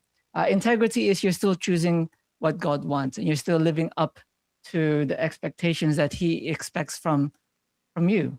So I think integrity is what's most important when it comes to choices. And if other people around you are choosing something differently, don't let it get to you, right? It's okay to be different. You don't follow the majority just because they're all doing the same thing, right? One of the things that we hold on to is we follow what's right. And the thing that's right is what we get taught as Christians, what we get taught in our worship services. So, and we hold on to that no matter who's looking, no matter where you are, even if you're on holiday, vacation in a different country, and you go, oh, no one knows me here, you still have that integrity. You practice what you preach, right? You say that you're a Christian, you act like a Christian no matter what. I think that's what's most important rather than being popular. I've given up on the popularity contest. Bill. I love that. And when it comes to choosing differently from others, sometimes what they have is not what we need. And even though we want it, sometimes it's not meant for us, right, Jay? And since we talked about integrity and our faith and always trying to seek God, what does it mean for someone to choose based on faith and not just feelings, Henry? So we're always confronted with the choice of choosing between our faith and what we feel, whether we know it or not. Uh, the biggest conflicts that we often find in life is when you really want to do something, but something is telling you that you shouldn't. And so you have this inner conflict and you're wondering, should I go do it? And so then you start to seek advice from other people. Can I do this? Is this the right thing to do? And then you ask more and more people. It's funny because the only thing that you're going to hear is the advice that suits what you want so that you can try to justify that what you want is okay. But it always does come back to your faith or your feelings. Am I choosing something for me or am I choosing something that brings me closer to God? I think that's one of the biggest inner conflicts that we all come across at any stage of life. It becomes a little easier when you're much more firm in our faith, but it becomes a reality check to an individual when they really want something so bad that the only advice that they're going to hear and listen to is the advice that allows them to get what they want. And that can be kind of misleading. The devil is really strong and try to make a way for you to justify you getting what you want because maybe you feel you want it so badly that maybe you feel you deserve it. Maybe you feel that it's time for me to get what I want after all of the work that I've done so far, right? And these are the pivotal moments that I think that if you continue to choose faith, it has to be a conscious and intentional choice to always choose your faith above all else of what you may feel, because your feelings, even if you were to satisfy them, it'll only be satisfied for just a moment. And then when you go back to reality, you have to face again the consequence of your choice. And there is no such thing as a small choice, because there will be a ripple effect that the pebble has caused on the water. Right. So it is very important to always choose faith. Every time we are confronted with a decision to choose one thing or the other, your choice should always be your faith, no matter what. And that is what is expected of us. That's what God wants. He wants to ensure that we are always choosing Him above all else, because the momentary satisfaction over our feelings will only provide us a momentary satisfaction. But whenever we choose God, it's a small choice with a much bigger impact that leads to your future, even to your salvation. So that's how I'll answer that.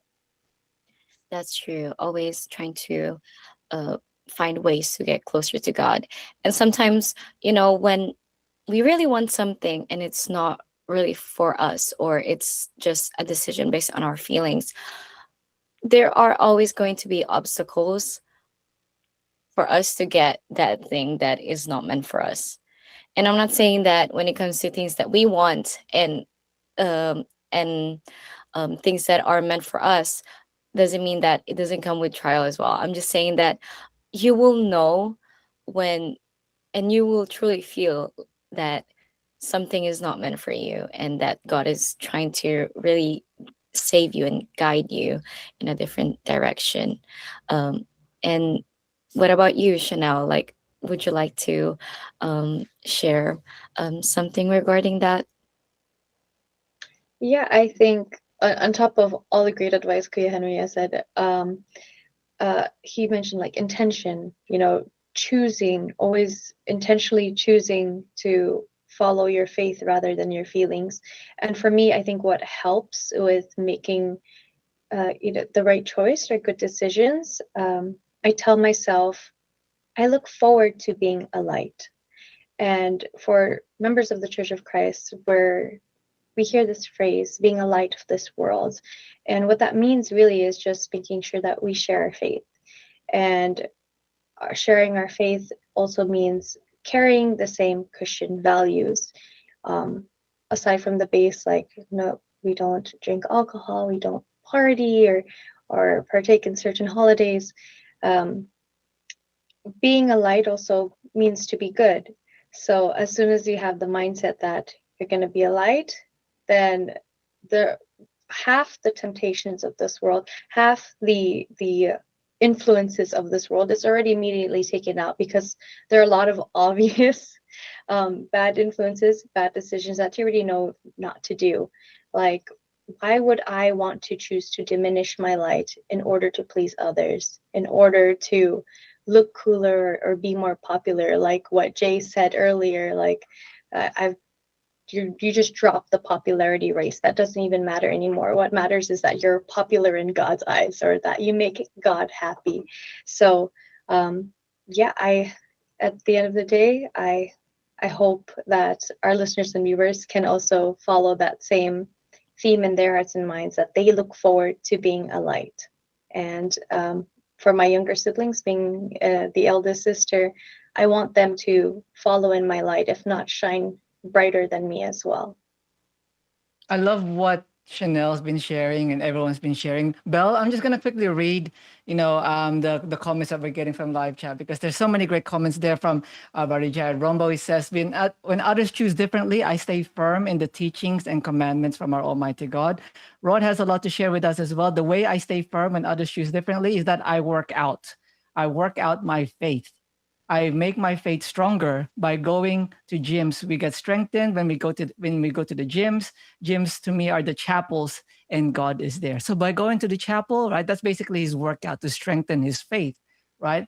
He also adds, God will always save us when we work out our faith to strengthen it. And he's got an acronym for gyms, which is God, you're my savior. And he also says, faith and melody helps me strengthen my faith. And we love that. We love that insight that we have people out there, our Ohana, our live chat, people that's tuning in with us throughout the show that helps them with the conversation to become stronger in their faith.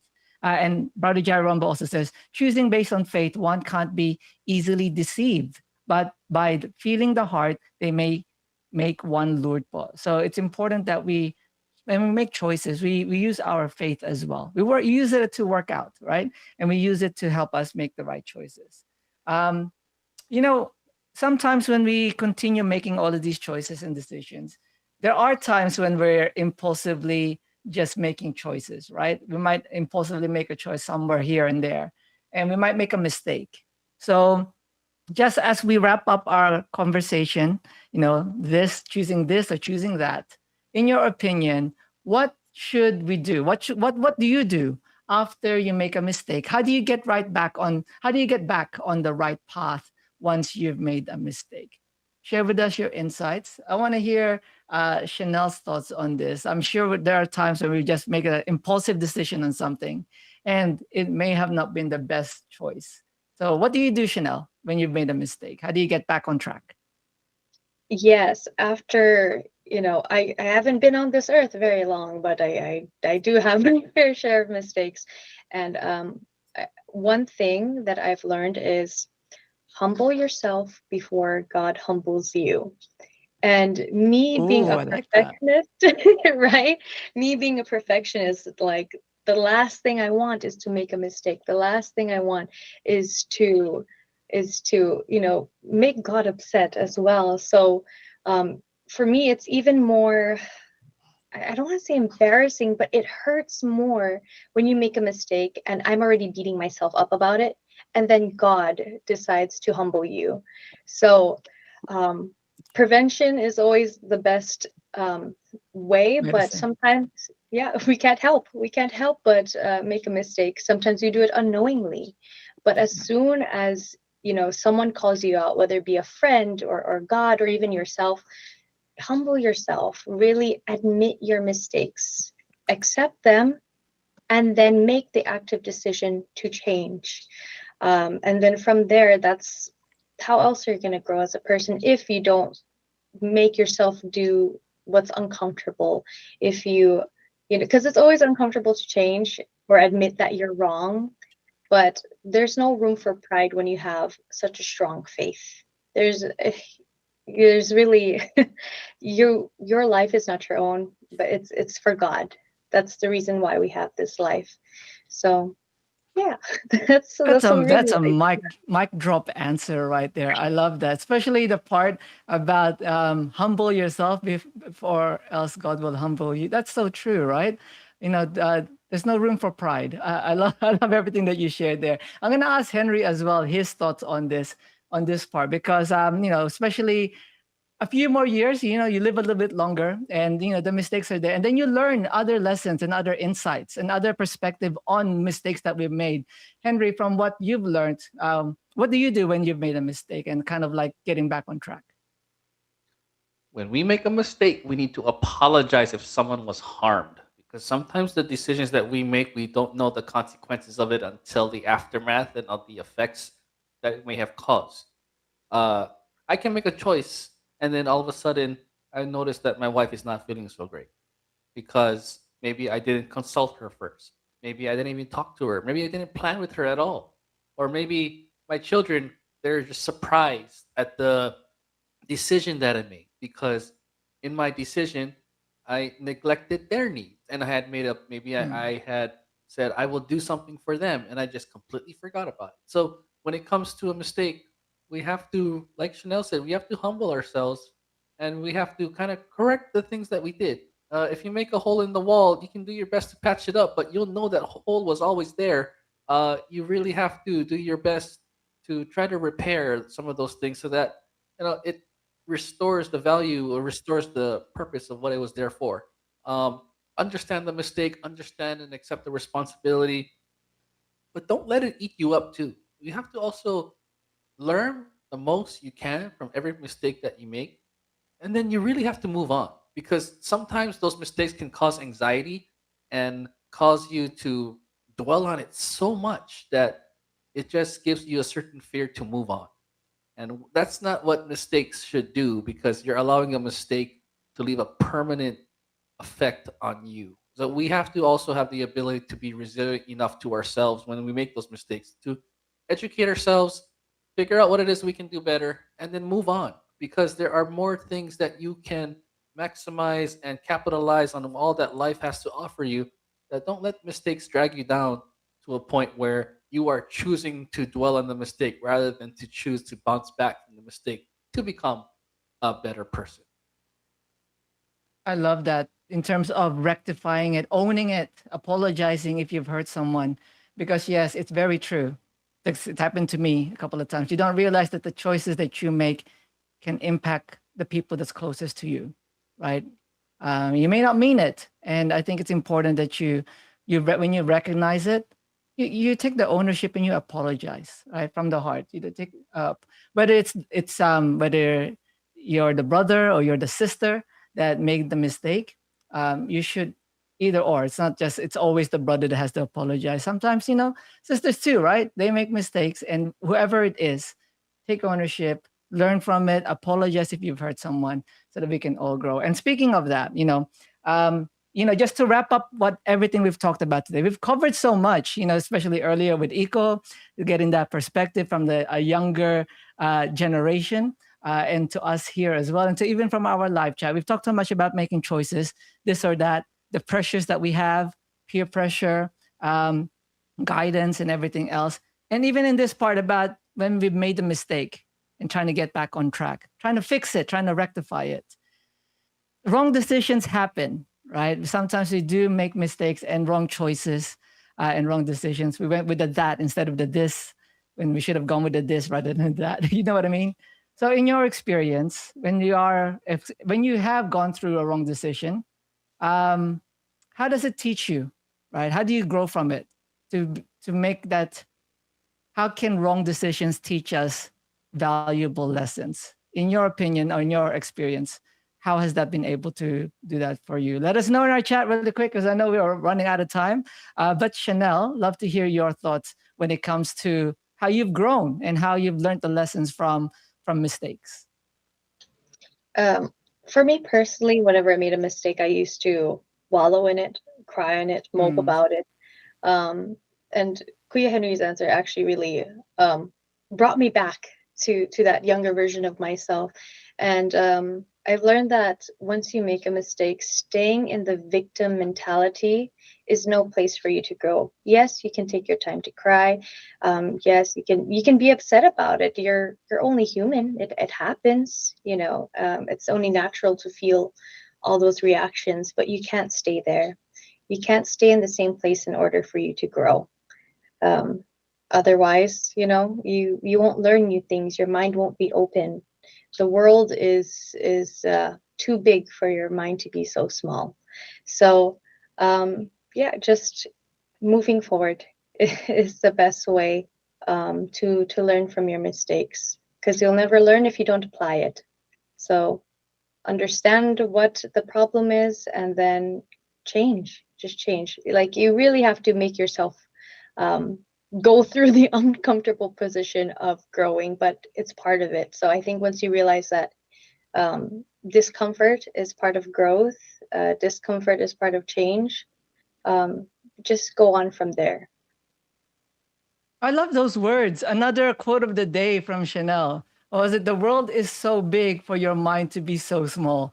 I love that. Just like with earlier, be humble yourself, or else God will humble you. Before God, there's so many quotes of the day today from Chanel. I love it. But I like that. Henry, let's go to Belle. Belle, being closer to Eco's age and in the younger part, like what's your take on this when it comes to mistakes and learning from them? Sometimes learning the hard way is the best way suitable for you. And I mean, I'm still learning. And I think, I don't know if I can top what Chanel said so far, but yes, sometimes you have to learn the hard way so that you you know that you won't do it anymore, or you know what to avoid next time, and you know that you are set for life because you don't want to go through that same thing again, right, Jay? And yes, I don't know if I don't think I have anything else to say in the matter. But yes, when it comes to realizing your mistake, it's just really important to, you know, accept it and acknowledge it, and you know, move forward from it in a way where maybe don't make it your whole personality that you made a Mm. mistake. Also, don't make it seem like, oh, nothing happened, I didn't do that, you know. So when it comes to that, yes, that's why sometimes learn the hard way could be the best way for you. So yes, that's my take on that. There's definitely important in those words, Belle. You know, you have to learn. I think that's the key word there is that you just learn. You don't go through the mistake and then just go, oh yeah, okay, that happened, and then you don't learn from it. You have to learn from your mistakes, and you make the adjustments to grow from there. Henry, I'm gonna give you a couple of seconds to read a couple of comments. I know there's a lot there in chat, but because we're running out of time, I just want to give you some time to give them a quick shout out and maybe read one or two comments there. Go ahead, Henry. Yeah, so we got from Stanley, Queer Stanley. Wrong decisions teaches us valuable lessons because God has granted us an opportunity to improve ourselves. God will give us a chance to prove that we can amend our ways. And Brother Jared Rambo says, wrong decisions teach us valuable lessons by understanding our mistakes and correcting our weaknesses. And that is how we get into the right path. We correct our weaknesses the best that we can. We amend our ways because God gives us that mercy. So from the decisions that we can make them right. We can learn it and we can move on. Back to you, Jay. So again, thank you to everyone that's been participating, that's been listening to our topic discussion today. We do hope that you've taken something away, even if it's just a quote here and there, maybe Chanel's quotes that she's dropped just in this last 30 minutes. But with that, thank you to everyone that participated in our conversation.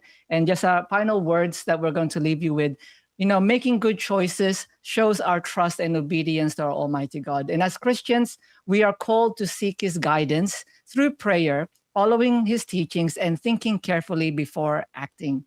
God, good decisions reflect self-control, wisdom, and faith. Even when we make mistakes, we remain humble, we learn from them, and rely on God to lead us back to the right path. By choosing what pleases God rather than what pleases the world, we grow spiritually and build a life that honors our Almighty God. And with that, we're going to leave you. We're going to proceed to our verse of the week that we have here on Faith and Melody, which is titled Making Good Choices in Life. Let's all take a listen to this. Hello, everyone. I'm Brother Donald Pinnock. With social media, it is so easy to get caught up and feel pressured to do something that we ought not to. But what should we keep in mind to stay true to our values, even when everyone else is telling us to do the exact opposite? As God's chosen ones, we should not allow our ego or ourselves to be so indulged in this world by following behavior or trends we see on social media just to fit in with the general crowd. Let us not buckle under peer pressure, regardless of how intense or enticing it may be.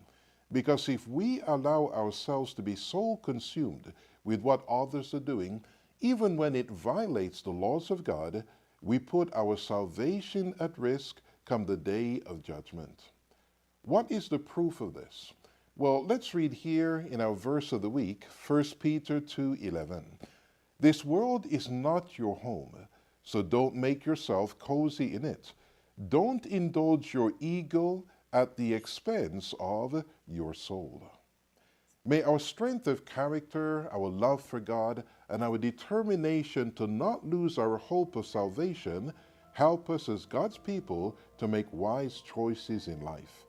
Dear friends, we also want you to have the opportunity of receiving this great blessing of salvation from the Lord our God.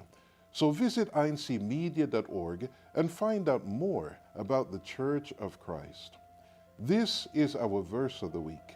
Stay safe, stay strong. God bless. Thank you to Brother Donald for that inspiring message that we can all take with us for the week ahead. And just to wrap everything up, let's give a chance for Chanel to have any final greetings and shout outs. Yes, I want to shout out my two younger siblings, Colin and Cheyenne. I hope you guys can be a brighter light than I am, take up space, and grow. I love that. Thank you for joining us, Chanel, and for also Eco earlier that joined us. Thank you so much as well to Eco if she's still listening in with us. Belle, any final greetings for you? Shout out to everyone who was able to join us today, my family, and Chanel for joining us. Thank you so much, Jay, for always being here, as well as Henry and our Create Tech. Thank you so much, everyone. Go ahead, Henry. Shout out to my wife and children who are on the other side of this wall. And I want to say a special shout out to my good friend Chanel. I mean, she is my partner in words of wisdom. And I have a lot of fun with you being here on Faith and Melody. Shout out to my co-hosts and shout out to everyone who's always tuning in, especially Central Europe family for supporting every Monday. Thank you for joining us today. Back to you, Jay.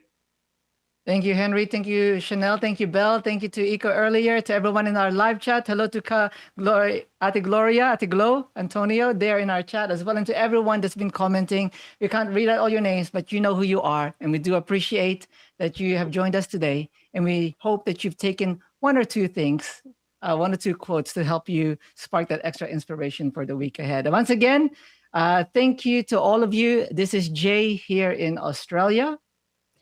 And I'm Belle here from the United Kingdom. And I'm Henry here in Germany, and we have been your host for today. We hope today's episode has given you a positive start to your week ahead. So to close off our show, we'll be listening to the song requested by Stanley titled, I Have You. So join us again for the rest of the week on the next episode of Faith and Melody. Take care and aloha. Thank you, everyone. Have a great week. Ciao. Thank you, Kuya Tech. Your requested songs, our favorites, Faith and Melody Heartbeats.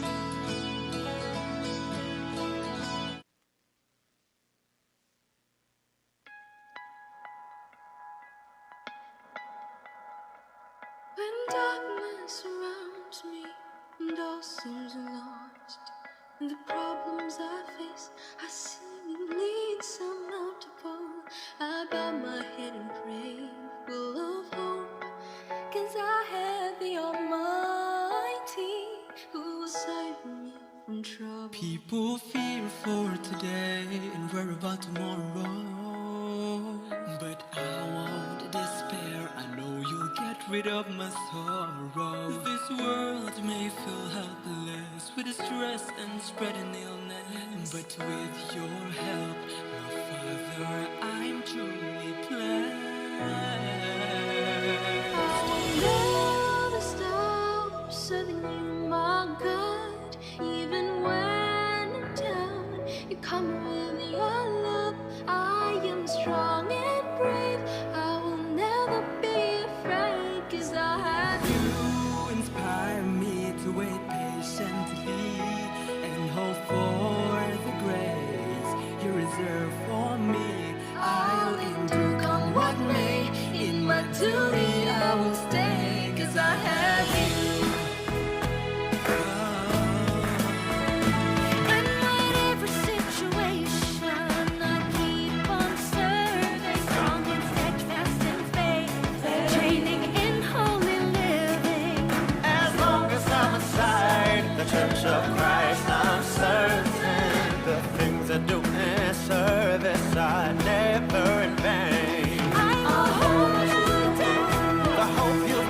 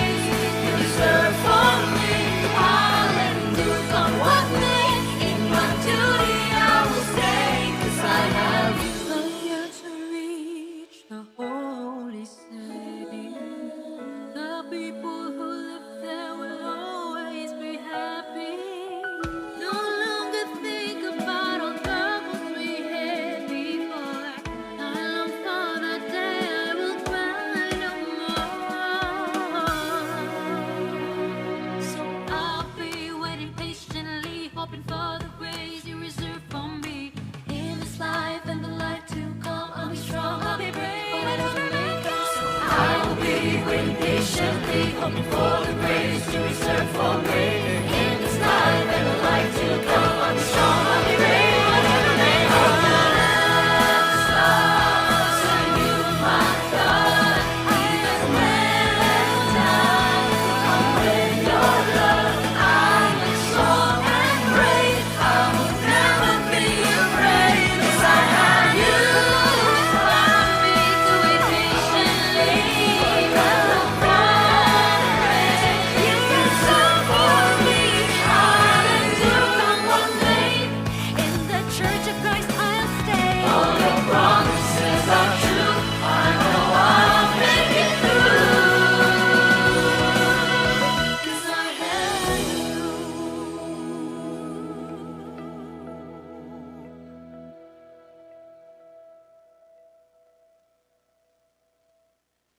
Your requested songs, our favorites, Faith and Melody Heartbeats.